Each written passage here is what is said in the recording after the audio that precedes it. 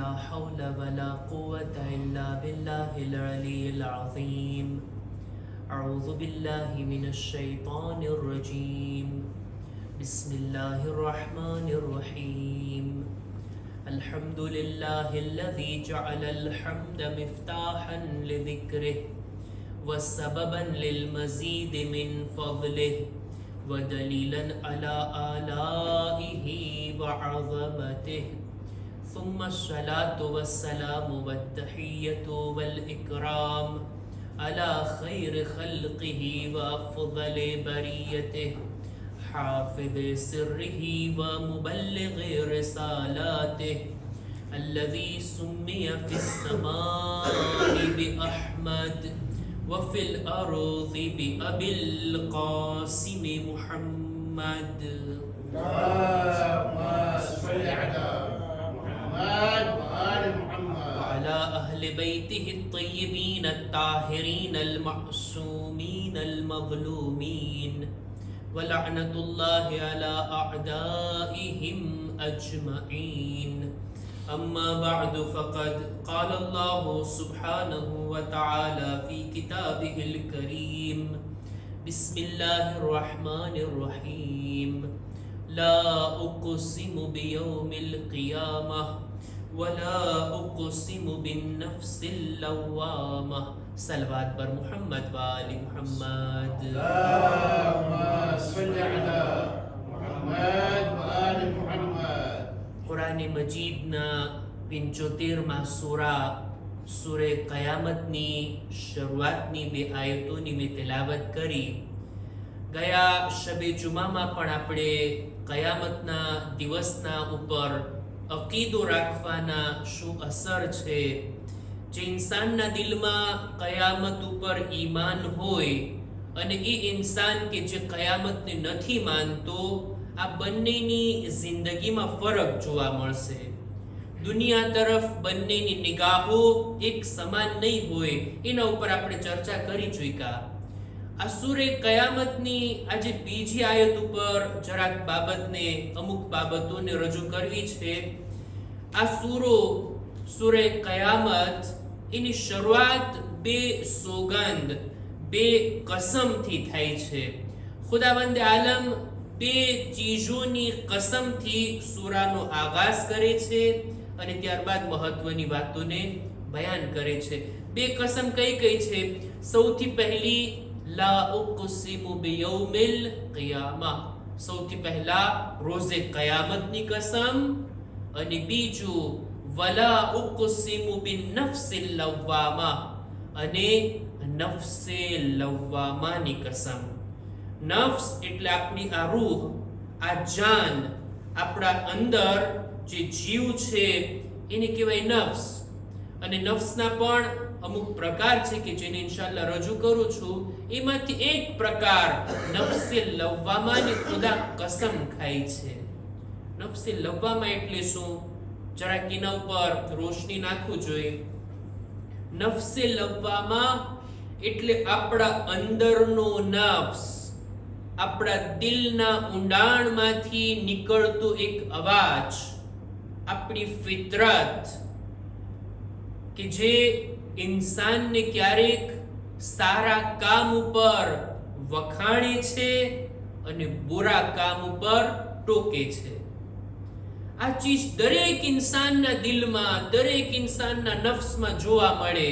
કોઈ પણ ધર્મનો હોય, કોઈ પણ મઝહબને માનવા વાળો હોય, કોઈ મઝહબને ના પણ માનતો હોય ને, એ ઇન્સાનના દિલમાં એક વાત જરૂર હોય, અને તે આ કે જ્યારે એ સારા કામ કરે ને તો દિલમાં ખુશી ઉપજે, એક સારો અહેસાસ, સારો અનુભવ દિલમાં થાય કે હા, આજે મેં આ સારું કામ કર્યું, ફલાણા ઉપર અહેસાન કર્યું, કોઈની મદદ કરી, કોઈનો સાથ આપ્યો, કોઈને કંઈક કામ લાગ્યા, કંઈ સર્વિસ આપી, કોઈનું ભલું કર્યા પછી જે ખુશી દિલમાં ઉપજે ને, આ ઈ નફ્સનું કામ છે.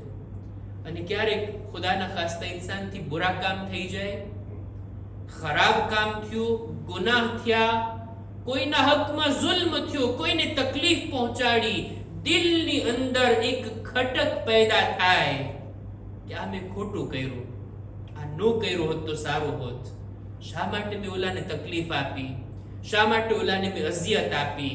આ નફ્સ કે જે ઇન્સાનને ટોકે ને, મલામત કરે ને, ઇન્સાનને અંદરથી એક જાતની શિખામણ આપે, એને ખીજાય, આ નફ્સને કહેવાય નફ્સે લવ્વામા.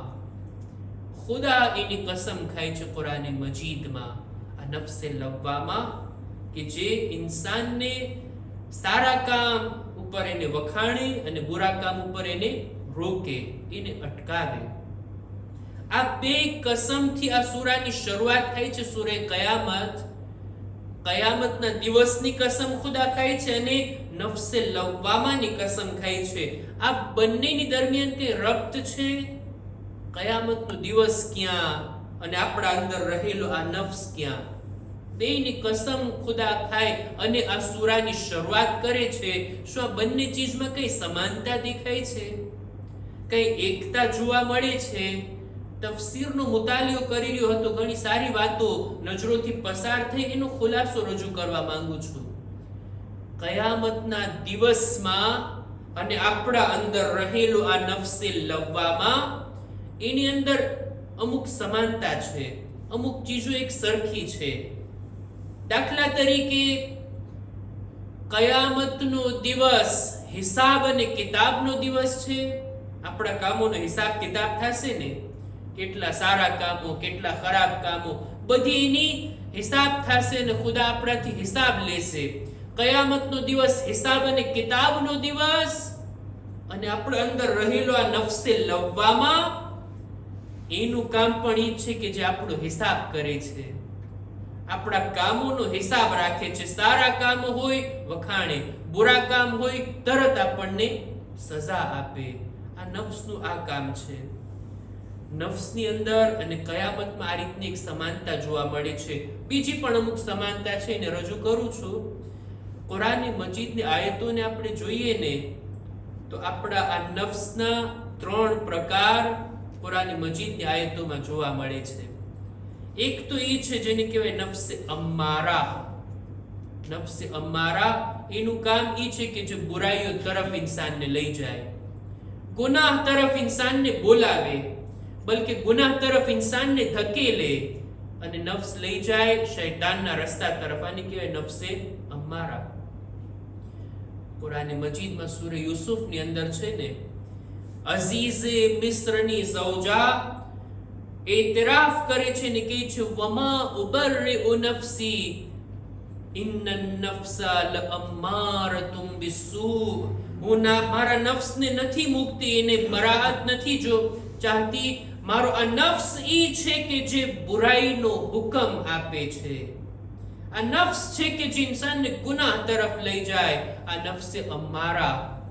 પનાહ માંગીએ ખુદા પાસેથી કે આપણો નફ્સ આપણને બુરાઈ તરફ ના ધકેલીને લઈ જાય. નફ્સે અમ્મારા જે ગુનાહ તરફ લઈ જાય. બીજું કહેવાય નફ્સે લવ્વામા, જેની ચર્ચા આ સૂરામાં થઈ, જેનો ઉલ્લેખ આ સૂરામાં થયો. એ નફ્સ કે જે બુરા કામો ઉપર આપણને અટકાવે, આપણને બોલે, આપણને ટોકે, આપણને રાપેલ કરે કે આ કામ સારું નહોતું. આવી હાલત જો આપણા અંદર હોય ને તો ખુદાનો શુક્ર માનવો જોઈએ કે જરાક ઇન્સાનિયત, માણસાઈ આપણા દિલમાં જાગે છે. કે બુરા કામ પછી આપણને જે અહેસાસ થાય, મારું આ કામ બુરું હતું. ખરાબ કામ કર્યા પછી, ગુનાહ કર્યા પછી તરત જ અંદરથી આપણને પછતાવો થાય, આ ના કર્યું હોત તો સારું હોત. આ નફ્સે લવ્વામા છે ને, એ ઇન્સાનને તૌબાના રસ્તે લઈ જાય, ગુનાહને ધોવા માટે પ્રેરિત કરે કે આ ગુનાહ થઈ ગયા છે, આ બુરું કામ થઈ ગયું છે, મારે એને ધોવાની, ઇસ્તિગફાર કરવાની, નામે અમાલથી એને સાફ કરવાની જરૂરત છે. આ નફ્સે લવ્વામાનું કામ. અને જો ઇન્સાન બિલકુલ તકવાના એટલા ઊંચા દરજા સુધી પહોંચી જાય કે પછી ગુનાહ ના થાય અને ફક્ત નેક રસ્તા ઉપર આગળ વધતો જાય, ખુદાથી એટલો નજદીક થઈ જાય, એવા નફ્સને ખુદાએ કુરાનમાં નફ્સે મુતમઈન્ના કીધું છે. સૂરે ફજરની છેલ્લી આયતોમાં છે ને, યા અય્યતુહન નફ્સુલ મુતમઇન્ના, એ નફ્સે મુતમઇન્ના ઇરજીઈ ઇલા રબ્બિકી રાદિયતમ મરદિયા, ખુદાની બારગાહમાં પલટીને આવી જા એવી હાલતમાં કે ખુદા તારાથી રાજી ને તું ખુદાથી રાજી. આ નફ્સે મુતમઇન્ના ત્યાં સુધી પહોંચવાનું હોય. પણ આ નફ્સે લવ્વામા ઉપર જ્યારે આપણે જોઈએ, નજર નાખીએ, નફ્સે લવ્વામા એટલી વખત હું આ શબ્દને રિપીટ કરીશ કે યાદ રહી જાય, અને એનું ડેફિનિશન પણ આપણે કર્યા કે એની વ્યાખ્યા પણ કર્યા. નફ્સે લવ્વામા કોને કહેવાય? નફ્સે લવ્વામા જે આપણા આમાલનો હિસાબ કિતાબ કરતો હોય ને, એ નફ્સ સારા અને બુરા કામો ઉપર આપણને કઈ રિએક્શન આપતો હોય ને, એ નફ્સને કહેવાય નફ્સે લવ્વામા. કયામતના દિવસે જે ખુદાની અદાલત લાગશે, એમાં ખુદા ફેસલો સંભળાવશે કે આનું ઠેકાણું જન્નત, આનું ઠેકાણું જહન્નમ. ઈ કયામતની અદાલત બરગુજાર થાય એ પહેલા આ નફ્સની અદાલતમાં ઇન્સાન પસાર થઈ જાય છે. આ દુનિયામાં જ સારા કામ ઉપર અને બુરા કામ ઉપર. ખરેખર સારા કામો કરી કેટલી ખુશી, કેવો આનંદ, કેવો સારો અનુભવ થાય, અને બુરા કામો પર કેટલો અફસોસ અને પછતાવો થાય. કયામતના દિવસમાં અને આ નફ્સે લવ્વામાની અદાલતમાં અમુક ચીજો મળતી આવે છે, ને તે આ કે કયામતના દિવસે જે કોઈ ફેસલો કરનાર છે, જે કોઈ જજમેન્ટ કરનાર છે, જે કાઝી છે, એ પોતે ગવાહ પણ છે. એ પોતે આ માસિયત અને ગુનાહને જોનાર પણ છે. કયામતના દિવસે ખુદા ફેસલો કરવાનો છે ને આપણા આમાલનો, આપણા અંતિમ મંઝિલનો, આપણા ઠેકાણાનો. એ ખુદા જે ફેસલો કરનાર છે, એ આપણા ગુનાહનો ગવાહ પણ છે. આપણે ગુનાહ અને માસિયત કરી ખુદાના નજરોની સામે કરી છે ને. આપણો આ નફ્સ પણ એવી જ રીતના આ નફ્સ આપણો ફેસલો કરે છે. આ તે સારું કામ કર્યું, આ તે બુરું કામ કર્યું. આ નફ્સ પોતે ફેસલો કરે છે ને પોતે જ પોતાના ઉપર ગવાહ છે. કેટલી અઝીમ શબાહત કહેવાય કે તેમવા અને જુશ બંને એક જ હોય. એનો ફેસલો ક્યારે ગલત હોઈ શકે? એવી અદાલતમાંથી કોઈ ગલત કામ વડે છૂટી શકે છે? હરગીઝ નહીં. આ નફ્સ પણ એવી જ રીતના ફેસલો કરે છે. નફ્સ પોતે જ જાણે છે કે મેં શું કર્યું, પોતે જ ફેસલો કરે છે. બીજી વાત, કયામતના દિવસમાં અને આ નફ્સે લવ્વામાની અંદર જે મળતી આવે તે આ કે દુનિયાની અદાલતોમાં ક્યારેક આપણે ગલત કામ કરીને છૂટી શકીએ, ક્યારેક ક્યાં રિશ્વત આપીને, ક્યારેક ભલામણથી, ક્યારેક પાર્ટીબાજીથી ઇન્સાન છટકી શકે. કયામતની અંદર ઇન્સાન ખુદાની અદાલતથી ભાગી નથી શકતો, છટકી નથી શકતો. કોઈની ઓળખાણ નહીં ચાલે, કોઈના રિલેશન નહીં ચાલે. એવી જ રીતના આ નફ્સે લવ્વામાં પણ જ્યારે આપણા અમલનો હિસાબ કરે છે ને, એમાં પણ કોઈનું ચાલતું નથી, કોઈની ભલામણ ચાલતી નથી. નફ્સ જે કંઈ પણ ફેસલો કરે છે એ હક હોય છે, એમાં બીજા કોઈની દખાલત નથી હોતી. અને ત્રીજી વાત એ કે કયામતના દિવસે જેવી રીતના ખુદા બધા લોકોનો ઝડપથી હિસાબ કરી લેશે. ખુદાની એક સિફત છે ને, સરીઉલ હિસાબ, જલ્દીથી હિસાબ કરનાર.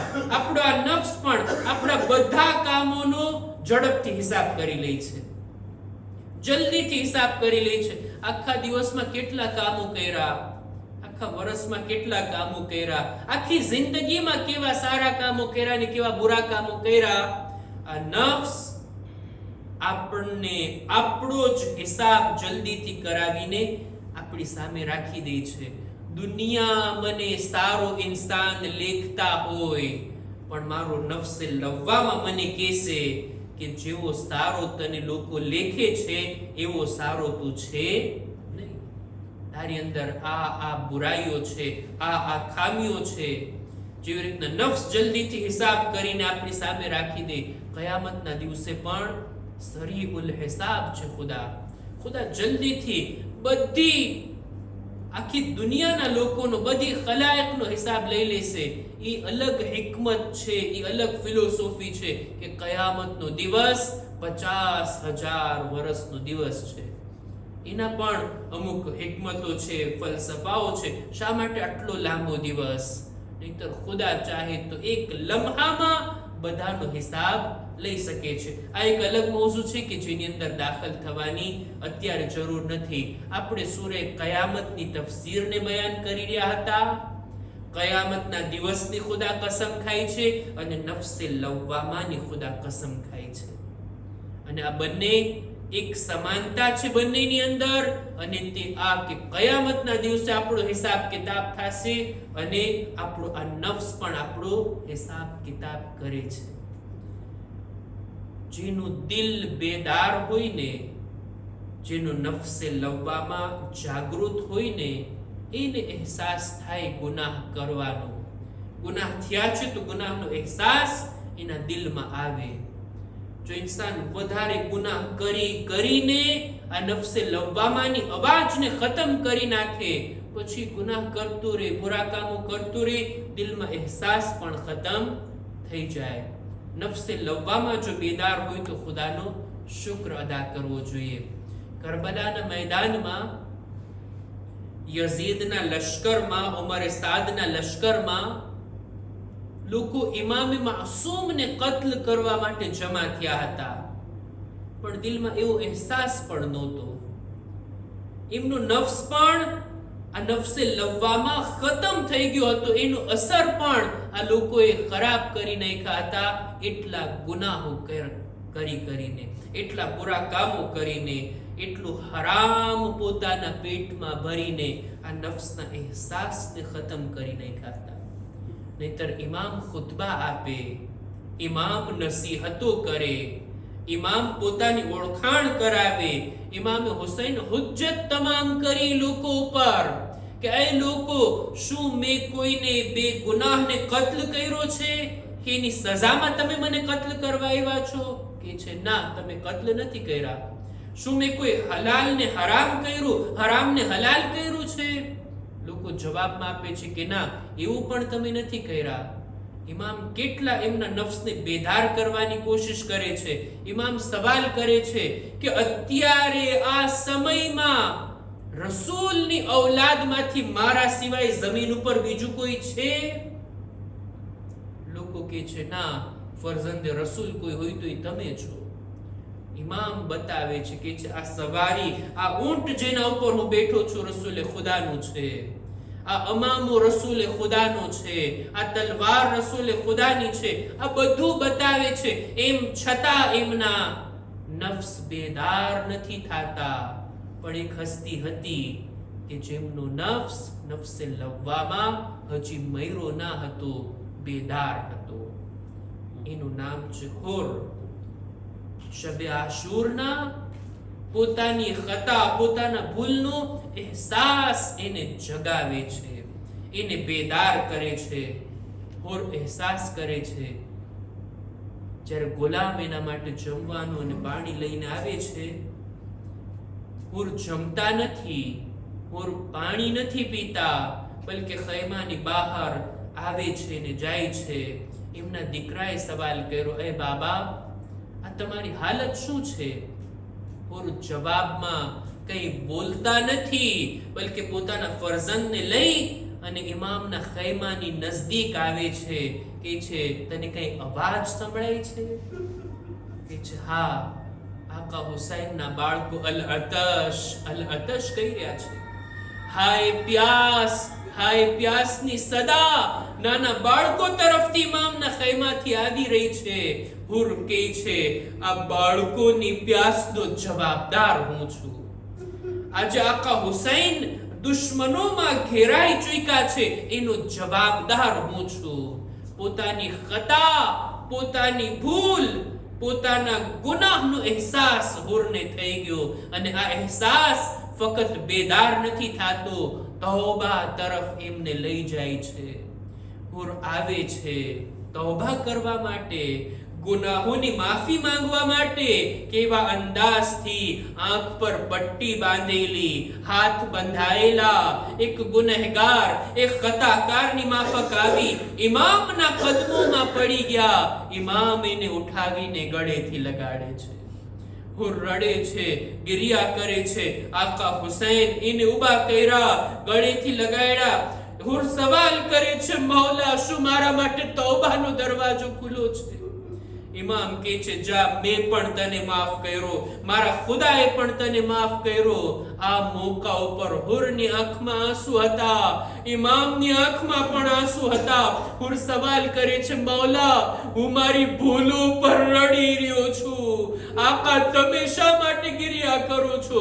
ઇમામનો જવાબ, એ હુર, જ્યારે તું દુશ્મન બનીને આવ્યો હતો, મેં તને પાણીથી સેરાબ કર્યો. આજે મારો મહેમાન બનીને આવ્યો છો.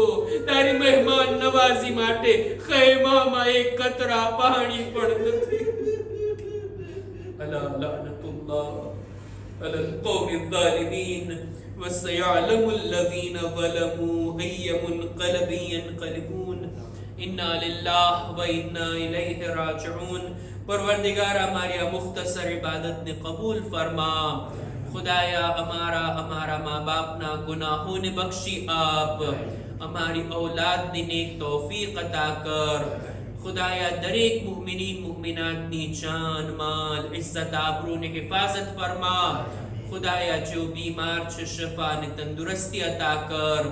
અમારા બદનમાં પણ સલામતી આપી દરેક બીમારીઓથી અમોને મહેફૂઝ રાખ. ઝમાનાના ઇમામના ઝુહૂરમાં તાજીલ ફરમા. અમારો શુમાર એમના સાથીઓમાં કર. ربنا تقبل منا إنك أنت السميع العليم